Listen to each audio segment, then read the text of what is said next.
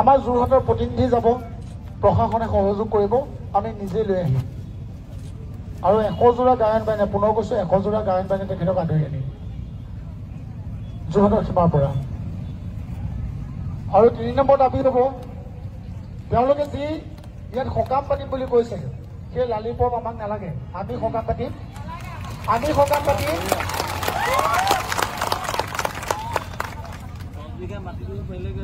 আমি যোৰহাটীয়ে পাতিম আৰু চৰকাৰে আমাক সহযোগ কৰিব। আমি চৰকাৰে পাতিব, আমি সহযোগ নহয়, আমি পাতিম, চৰকাৰে আমাক সহযোগ কৰিব লাগিব। যোৰহাটীয়ে শক্তি আছে নাই?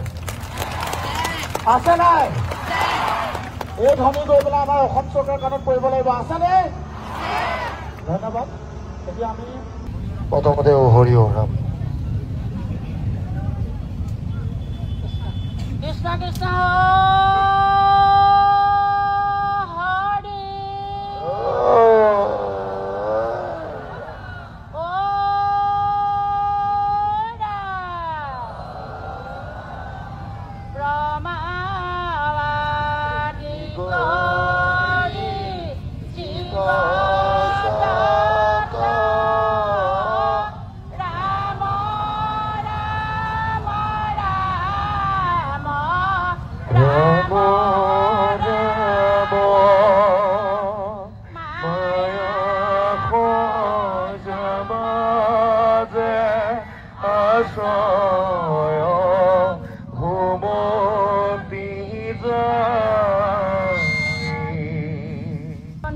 আপোনাৰ মহিমাখিনি আপুনি ব্যক্ত কৰি জীৱক কৰা পৰিত্ৰাণ।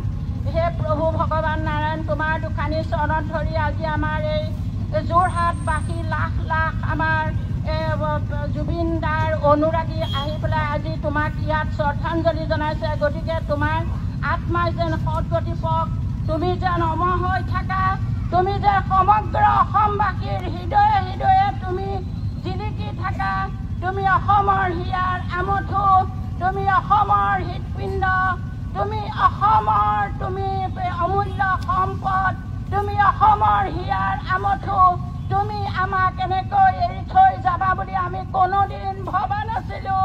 আজি শত সহস্ৰৰ অনুৰাগীয়ে আহি তোমাক ইয়াতে তোমাৰ আত্মাৰ সদগতিৰ বাবে সেৱা জনাইছে।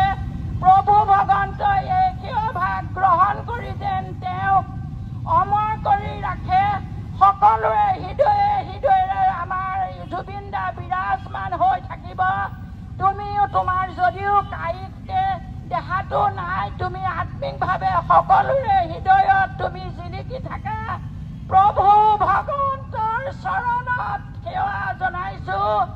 আমাৰ জুবিন দা অমৰ হৈ থাকক। জয় জুবিন দা, জয় জুবিন দা, আমাৰ জুবিন দা অমৰ হৈ থাকক, আমাৰ জুবিন দা অমৰ হৈ থাকক। জয় জুবিন দা। অসমীয়া তেজে বৈ থকা হিয়াৰ আমঠু জুবিন গাৰ্গ জিন্দাবাদ। অসমীয়াৰ হিয়াৰ আমঠু তেজে বৈ থকা জুবিন গাৰ্গ জয়। জয় জুবিন দা।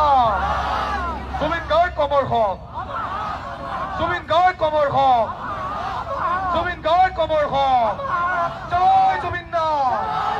অসমীয়া হিয়াৰ আমঠু তেজে বৈ থকা জুবিন গাৰ্গ অমৰ হওক, অসমীয়া হিয়াৰ আমঠু তেজে বৈ থকা জুবিন গাৰ্গ অমৰ হওক। জয় জুবিন দা। জয়